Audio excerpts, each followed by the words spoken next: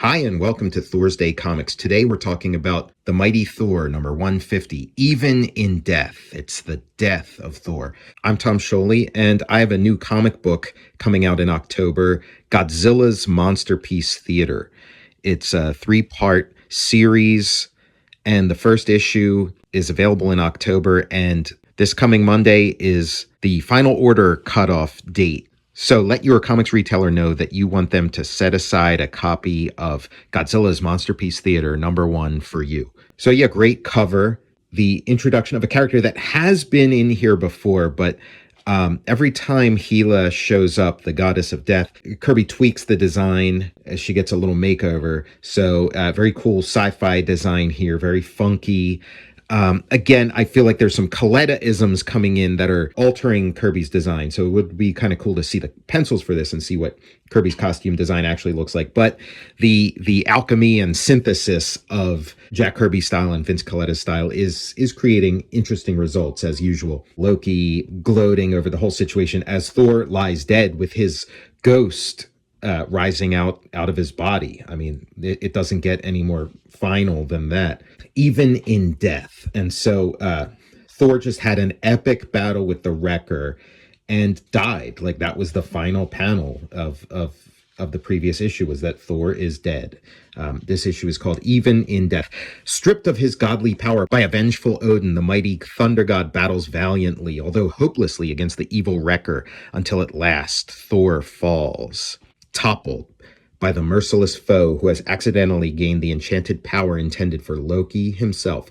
Then slowly, gleefully, the triumphant Wrecker removes the rubble which covers the fallen Asgardian, presenting a pictorial monument to the towering talents of Stan the Man Lee and Jack King Kirby, creators of wonderment beyond mortal measure, dazzlingly delineated by Vincent Coletta, lovingly lettered by Sam Rosen, a living tribute to Marveldom assembled.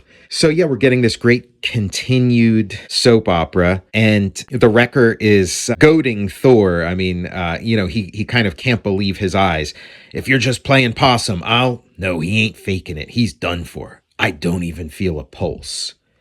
He's either dead or dying, and either one suits me just fine. If I can beat the mighty Thor so easy, it means that no power in the world can stop me. So yeah, this is bad. So Thor died. The guy who did it is checking the body, and yep, no pulse. He's dead. And then to top things off, the goddess of death shows up. This could not be any clearer. This is an event. This is an event in comics, but it's at a time when Jack Kirby and Stan Lee are knocking, one home run out of the park after another. And so they don't make a press release. They don't do a press conference. It's not part one of a, 12-part miniseries. This is the kind of like major events that could happen in any random issue of a 60s Marvel comic. And Gila shows up. And then again, this is really it. We see Thor's ghost rising out of his body. And now we cut to Karnilla and Loki in the hideout, this like really cool looking operatic cave. And this thread will develop as the series goes on. Now it's, Lord of the Rings, it's Dungeons and Dragons, or maybe in Kirby's case, it's Prince Valiant. But we get this amazing little, sword and sorcery adventure as Balder and Sif go on a quest to get this magic crystal so that they can show Odin exactly what Loki's been up to, so he can help Thor, who's now seemingly beyond help. Great page turn. You get this super, just badass looking fantasy monster that, Kirby's just sort of creating on the fly, taking up half the page. It's a stunner. It's just awesome.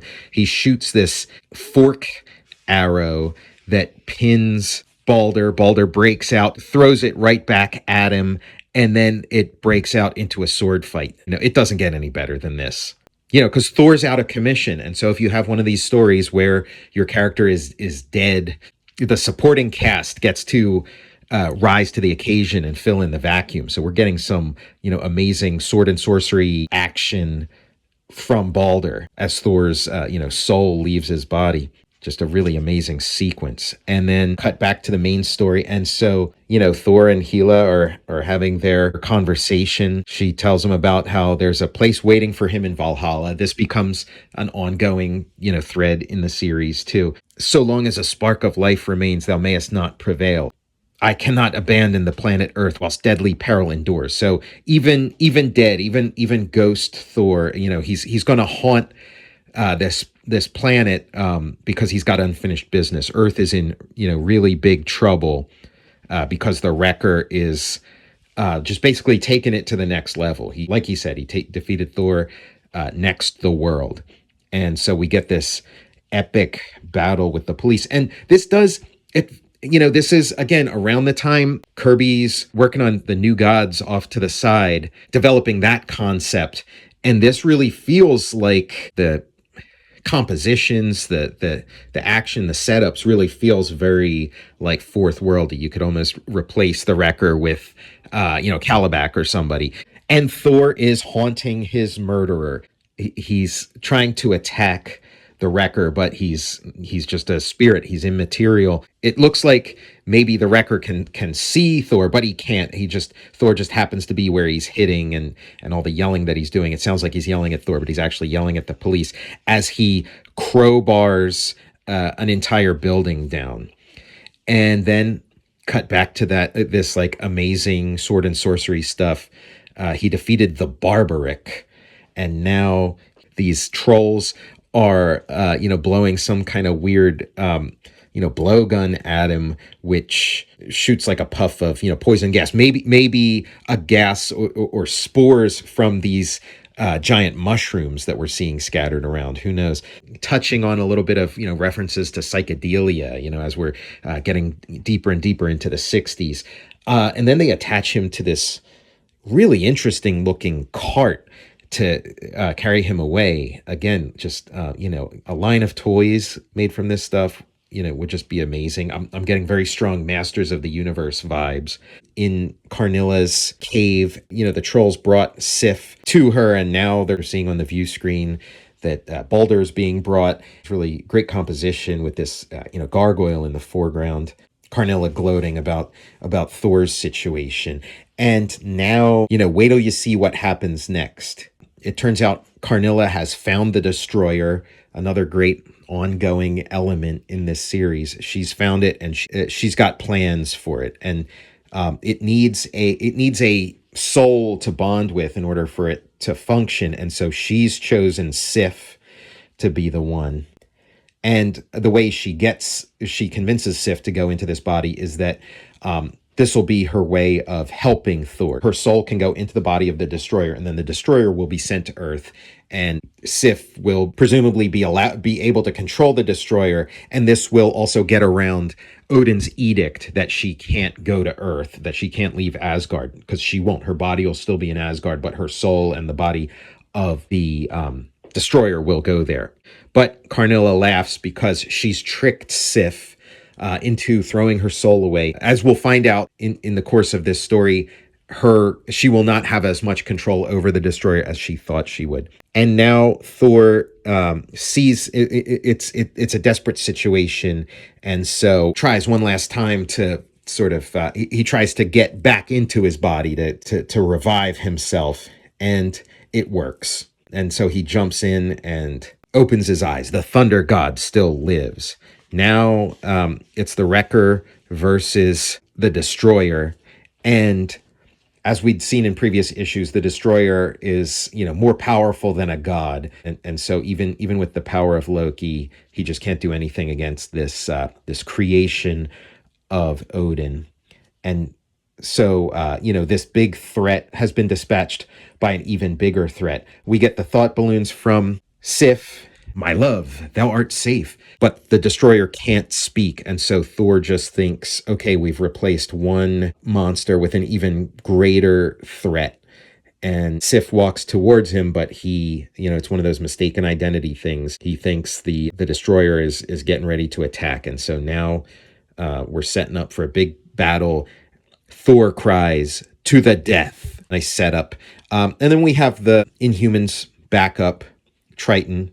Beautiful drawing. Jack Kirby, inked by Joe Sinnott. More appropriate for an issue of the Fantastic Four, but it's nice to see some Joe Sinnott in the pages of Thor.